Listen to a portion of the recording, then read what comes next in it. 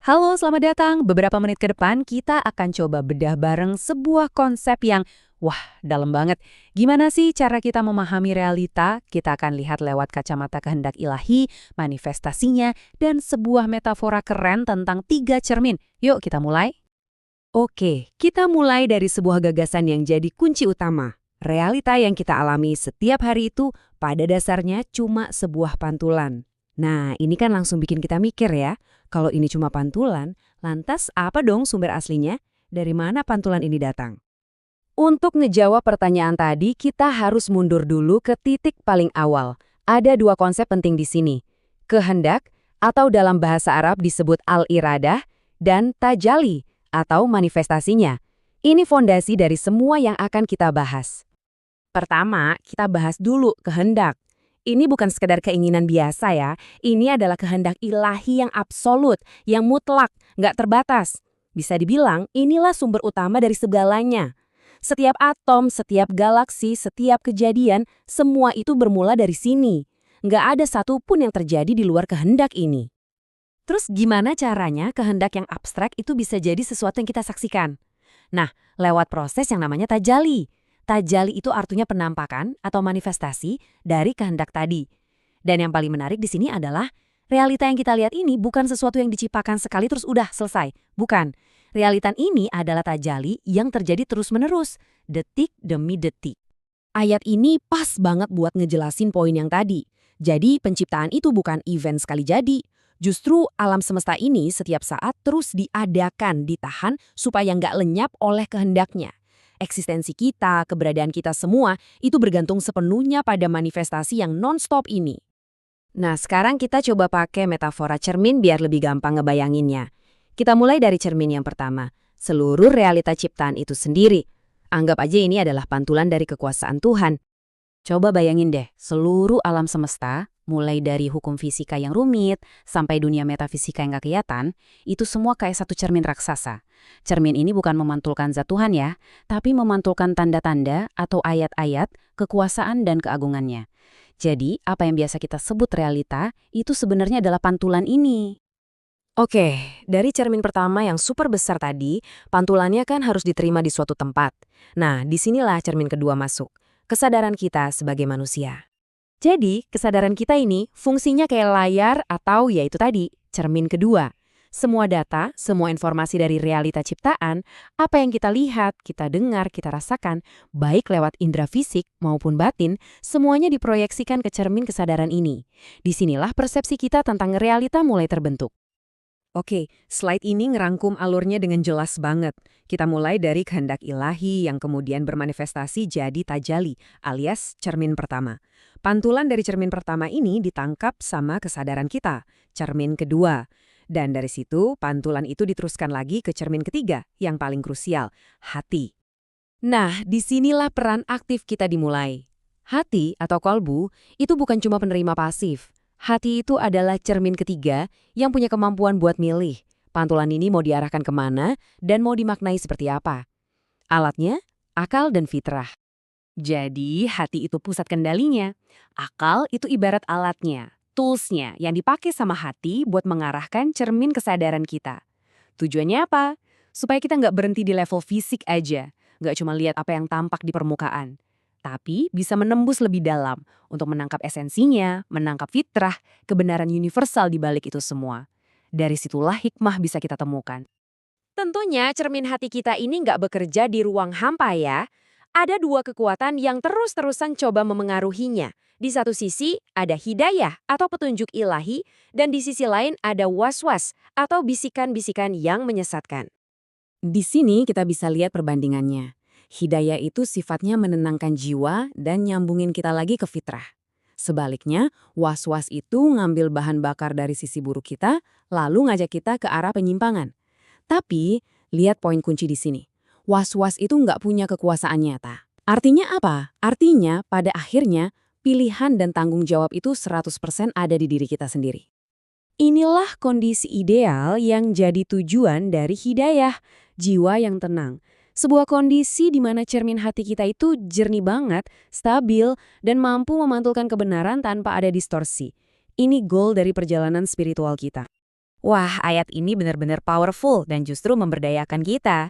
Di sini, setan, sumber dari was-was itu ngaku sendiri kalau dia nggak punya kuasa apa-apa atas kita. Dia cuma bisa menyeru, mengajak, menggoda. Keputusan buat ikut atau enggak, itu sepenuhnya di tangan kita. Jadi kita nggak bisa nyalahin faktor eksternal. Ujung-ujungnya, kita harus introspeksi diri sendiri. Jadi kesimpulan utamanya ini nih, seberapa jernih cermin hati kita, seberapa akurat kita melihat realita, semuanya itu balik lagi ke pilihan kita. Apakah kita secara sadar dan aktif memilih buat mengikuti hidayah biar nyambung sama kebenaran hakiki? Atau kita biarin aja cermin itu jadi kotor, buram, gara-gara bisikan was-was? Pilihannya ada di kita. Dan semua pembahasan ini akhirnya membawa kita ke satu pertanyaan penutup yang sifatnya sangat personal, yang jawabannya cuma kita sendiri yang tahu. Setelah memahami semua ini, pertanyaannya sekarang adalah, saat ini juga ketika kita melihat dunia, kemana sebenarnya cermin hati kita sedang menghadap? Oke, selamat datang kembali. Di pembahasan kita yang lalu, kita kan sudah sampai pada satu kesimpulan penting, bahwa seluruh ciptaan ini pada dasarnya adalah tajali, sebuah manifestasi atau penampakan dari kehendak ilahi yang sempurna dan terjadi terus-menerus. Yap, kita sudah sama-sama paham kalau alam semesta ini adalah pantulan yang sempurna dari kehendaknya.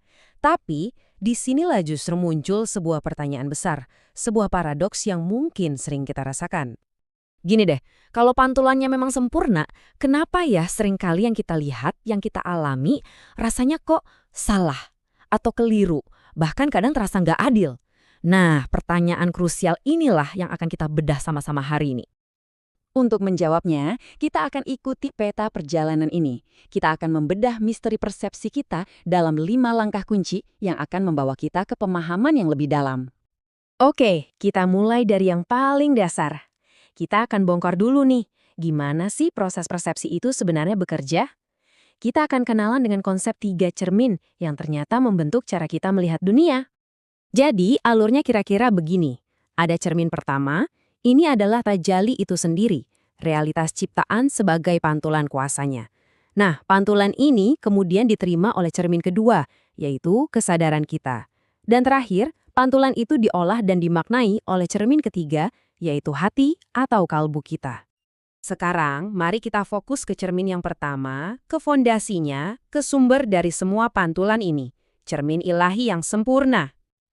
Nah, ini poin yang paling penting untuk kita pegang. Sumber realitas itu sendiri, manifestasinya adalah absolut, sempurna. Cermin pertama ini tidak pernah retak, tidak pernah cacat. Inilah yang kita kenal sebagai sunnatullah, hukum alamnya yang berjalan tanpa celah. Jadi, catat ya, masalahnya tidak pernah ada di sini. Lantas, kalau cermin pertamanya sempurna, dari mana dong datangnya masalah salah persepsi ini? Nah, jawabannya ada di cermin yang kedua. Disinilah letak perbedaannya. Masalahnya bukan pada realitas yang dipantulkan, tapi pada cermin kita yang menerimanya. Cermin ilahi itu kokoh, sempurna, tak tergoyahkan. Sementara cermin kesadaran kita, wah, ini rapuh, gampang tergores, dan sangat mungkin menjadi kabur atau buram. Oke, terus apa dong yang sebenarnya bikin cermin kita jadi kabur? Nah, sumber kita memberikan sebuah analogi yang menurut saya luar biasa kuat untuk membantu kita memahaminya. Coba bayangkan ya, realitas itu ibarat seekor ikan yang berenang di dalam kolam dengan air yang jernih sebening kristal. Penting untuk dipahami, masalahnya bukan karena kita yang berbuat sesuatu lalu mengaduk-aduk airnya sampai jadi keruh. Bukan. Airnya atau realitas itu sendiri tetap jernih dan tidak berubah.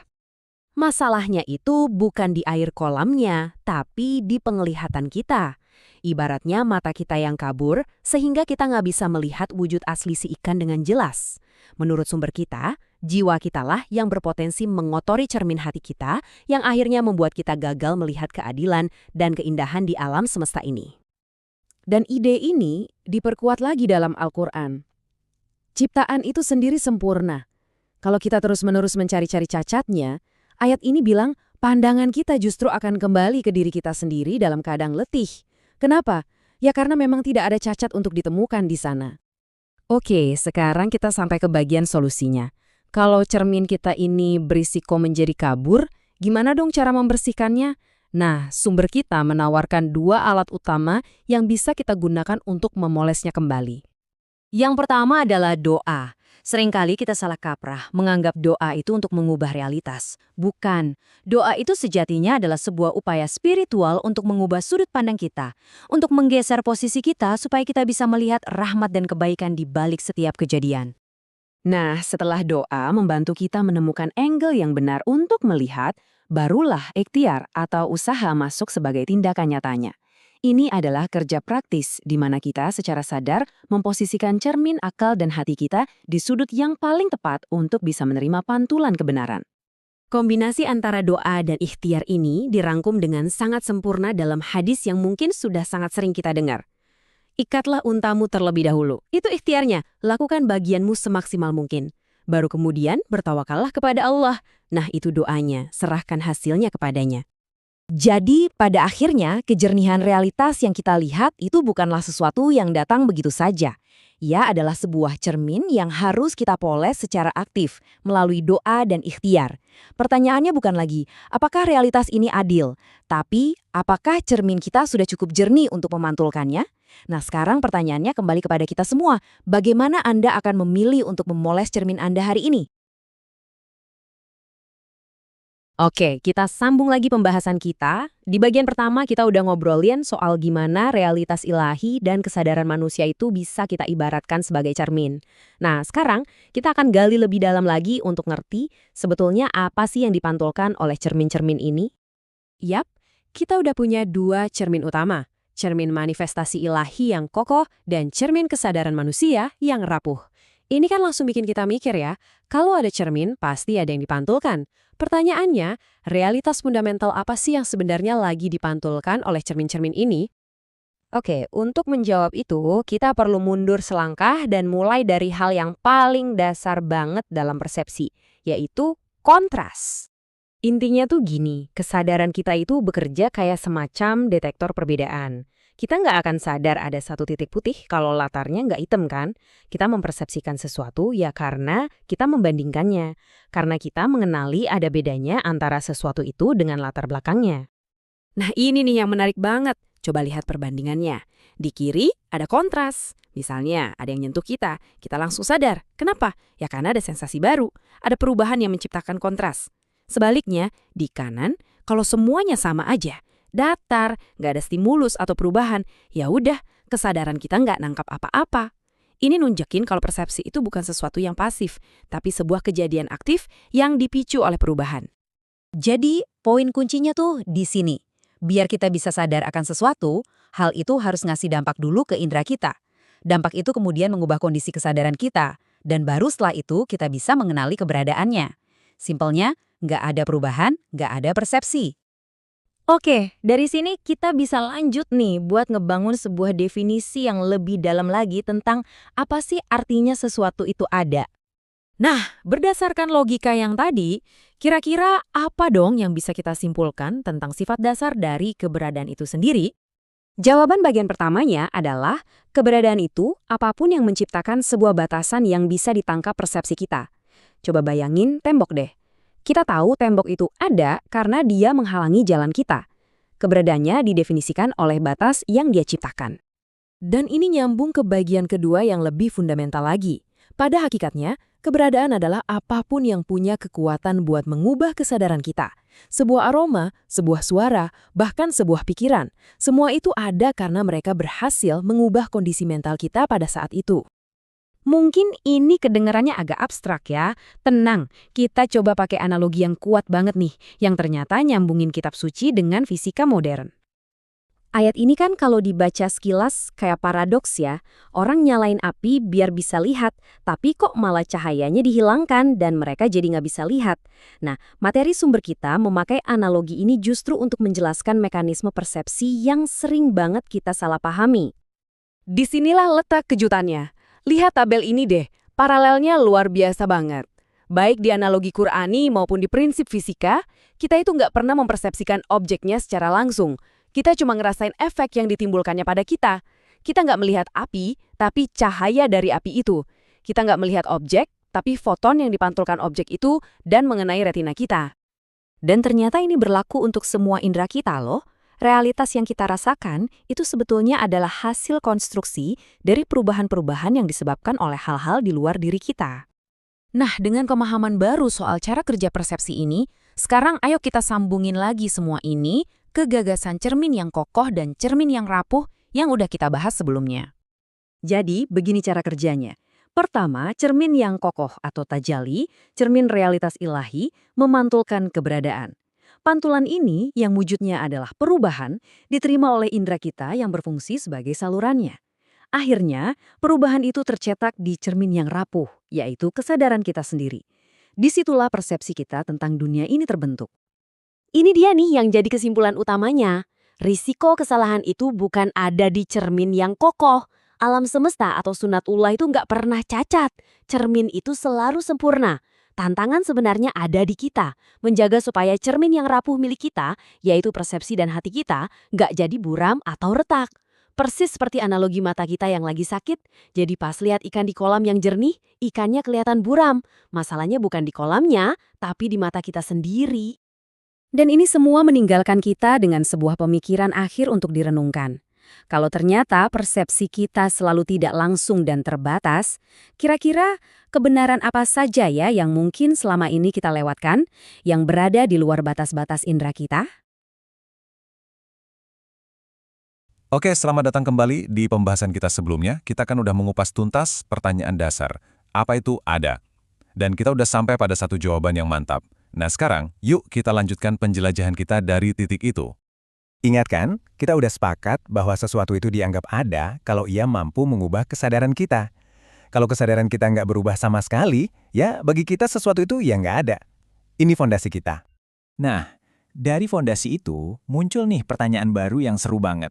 Kalau eksistensi itu diukur dari kemampuannya mengubah kesadaran kita, apakah semua yang ada itu sama nyatanya? Atau jangan-jangan ada tingkatannya? Mari kita selami gagasan besar yang pertama. Ternyata realitas itu bukan sekedar ada atau tiada. Realitas itu punya lapisan-lapisan. Yuk kita lihat gimana cara kerjanya. Prinsip dasarnya sebenarnya sederhana. Semakin banyak indera kita yang menangkap sebuah objek, semakin nyata rasanya objek itu buat kita. Semakin banyak cara kita mendeteksinya, semakin kokoh keberadaannya dalam persepsi kita. Nah, slide ini menjelaskannya dengan gamblang. Bayangin ada sebuah batu. Pertama, kita lihat, oke, batunya ada. Terus kita sentuh. Wah, rasanya jadi lebih nyata kan? Ada teksturnya, suhunya. Terakhir, kita ketuk dan kita dengar bunyinya. Nah, sekarang realitas batu itu jadi semakin kuat, semakin terkonfirmasi di benak kita. Dan ini dia poin kuncinya. Yang menentukan itu bukan di mana objeknya, entah di dunia fisik atau di dalam mimpi, tapi seberapa besar dampaknya pada kesadaran kita. Itulah kenapa mimpi yang melibatkan penglihatan, suara, dan sentuhan bisa terasa nyata banget. Oke, sekarang kita beralih dari indera yang sifatnya langsung ke cara lain untuk mengetahui sesuatu, yaitu lewat pikiran kita, lewat perenungan. Ini jalur yang berbeda, tapi sama pentingnya. Jadi begini prosesnya. Kita melihat bukti-bukti di sekitar kita, misalnya jejak kaki di pasir atau pola bintang di langit. Tanda-tanda ini mengubah kesadaran kita. Lalu kita pakai akal kita untuk merenungkannya dan menarik kesimpulan. Misalnya, oh ada orang yang tadi jalan di pantai, atau oh ada hukum fisika yang mengatur alam semesta, tanpa kita perlu melihat langsung penyebabnya. Ini membawa kita ke level pemahaman berikutnya. Kita sudah bahas pengetahuan lewat indera dan lewat akal. Sekarang, coba kita ajukan pertanyaan yang lebih dalam lagi. Adakah cara mengetahui yang melampaui keduanya? Disinilah kita masuk ke level persepsi yang paling mendalam. Sebuah koneksi langsung ke kesadaran kita. Semacam jalan pintas yang nggak butuh perantara sama sekali. Konsep kuncinya di sini adalah wahyu atau ilmu laduni. Ini bisa kita artikan sebagai pengetahuan yang nggak datang lewat indera kita, tapi tahu-tahu muncul aja di dalam kesadaran kita. Jadi nggak diproses, tapi langsung diterima, utuh, dan seketika. Ini mungkin kedengarannya abstrak ya, tapi ada analogi modern yang bisa bantu kita paham. Coba pikirkan sugesti saat hipnotis. Seseorang bisa dibuat merasakan atau melihat objek yang sebetulnya nggak ada di sana. Ini bukti kuat bahwa kesadaran kita itu bisa diubah secara langsung tanpa input dari indera fisik. Dan inilah kenapa bentuk pengetahuan ini dianggap paling kuat dan meyakinkan. Kalau informasi datang lewat indera atau pikiran, selalu ada kemungkinan salah tafsir atau keraguan kan? Tapi kalau datangnya langsung ke kesadaran, nggak ada celah untuk distorsi semacam itu. Sekarang, mari kita lihat bagaimana kerangka berpikir ini sejalan dengan ajaran di dalam Al-Quran. Ternyata, kedua jalur pengetahuan ini dijelaskan dengan sangat jernih.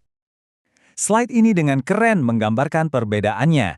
Di satu sisi, ada jalan tidak langsung yaitu lewat pengamatan tanda-tanda alam atau ayat kauniyah. Di sisi lain, ada jalan langsung yaitu menerima ilham atau wahyu. Ayat ini jelas sekali mendukung gagasan belajar melalui observasi dan perenungan terhadap dunia di sekitar kita. Tanda-tanda itu ada di sana bagi mereka yang mau melihat dan berpikir. Dan ini contoh sempurna dari jalan langsung. Pengetahuan atau petunjuk itu nggak datang lewat pengamatan, tapi diilhamkan atau diletakkan langsung ke dalam kesadaran ibunda Nabi Musa. Sebuah pengetahuan yang melompati indera konvensional. Oke, mari kita satukan semua ide ini untuk memahami peran sentral dari kesadaran kita dalam semua ini. Jadi, ini dia metafora pamungkasnya. Kesadaran kita adalah wasit terakhir atas apa yang kita anggap nyata. Anggap saja seperti cermin. Segalanya, baik yang kita tangkap lewat indera maupun yang datang langsung sebagai inspirasi, pada akhirnya harus terpantul di cermin ini untuk bisa kita kenali. Oke, mari kita rangkum perjalanan kita. Pertama, realitas itu punya tingkatan, tergantung seberapa kuat ia mengubah kesadaran kita. Kedua, ada dua jalan utama untuk mengetahui, lewat perenungan atas tanda-tanda dan lewat penerimaan inspirasi langsung. Dan ketiga, yang terpenting, kesadaran kita lah panggung utama di mana semua realitas ini tampil. Dan kita akan akhiri dengan satu pertanyaan untuk kita renungkan bersama. Setelah memahami semua ini, mana yang pada akhirnya lebih meyakinkan bagi Anda pribadi? Bukti yang bisa Anda lihat dan sentuh dengan indera Anda, atau keyakinan dan inspirasi yang Anda rasakan langsung di dalam kesadaran Anda? Sebuah pertanyaan yang mungkin akan terus kita cari jawabannya. Pernah nggak sih Anda berhenti sejenak dan bertanya-tanya apa yang kita lihat setiap hari ini? Beneran nyata? Nah, hari ini kita bakal ngebahas sebuah kerangka berpikir filosofis yang keren banget, yang bisa jadi akan mengubah cara Anda memandang realitas itu sendiri. Oke, kita mulai dari pertanyaan paling dasar ini. Persepsi kita itu ibarat jendela yang jernih ke dunia, atau jangan-jangan cuma cermin yang nunjukin pantulan? Maksudnya, apa yang Anda lihat itu beneran dunianya, atau cuma refleksi di dalam kesadaran kita aja? Oke, biar gampang, ini dia alurnya. Pertama, kita akan bedah konsep persepsi sebagai pantulan, terus kita kenalan sama yang namanya 3 cermin dan fungsi masing-masing. Abis itu, kita lihat gimana sistem ini bekerja, gimana cara membersihkan cermin-cermin ini, dan terakhir kita akan bahas apa artinya semua ini buat pemahaman kita soal kebenaran. Oke, kita masuk ke bagian pertama. Ini gagasan yang paling fundamental. Kita itu ternyata nggak pernah melihat sesuatu persis seperti aslinya. Kenapa gitu? Karena semua pengetahuan dan pengalaman kita itu sifatnya nggak langsung. Iya, kayak pantulan aja. Coba deh renungin kutipan ini. Artinya apa? Artinya, kita tuh nggak pernah benar-benar menyentuh meja atau melihat pohon. Yang kita alami itu cuma efeknya aja. Gelombang cahaya, tekanan, getaran, yang dipantulkan sama objek-objek itu ke dalam kesadaran kita. Jadi, intinya selalu ada jarak antara realitas di luar sana sama apa yang kita rasain di dalam pikiran kita. Ibaratnya nih, kita nonton film soal gunung, bukan beneran naik gunungnya. Nah, konsep bayangan inilah yang jadi jembatan kita ke metafora utamanya, 3 cermin persepsi. Oke, sekarang kita masuk ke jantung pembahasannya. Jadi, persepsi kita menurut kerangka ini itu beroperasi lewat 3 cermin yang beda-beda, tapi kerja bareng dalam satu sistem. Nah, ini dia 3 pemain utamanya. Cermin pertama itu sumbernya, yang disebut tajali. Cermin kedua itu adalah pikiran atau kesadaran kita. Dan cermin ketiga adalah hati, pusat dari kehendak kita. Penasaran kan gimana cara kerjanya? Yuk kita bedah satu persatu. Oke, sekarang mari kita zoom in lebih dalam. Kita akan lihat gimana sih masing-masing cermin ini berfungsi, apa yang mereka pantulkan, dan yang paling penting nih, apa yang bisa bikin pantulannya jadi buram atau nggak jelas. Oke, yang pertama, cermin tajali. Poin pentingnya di sini, ini tuh bukan cermin fisik ya.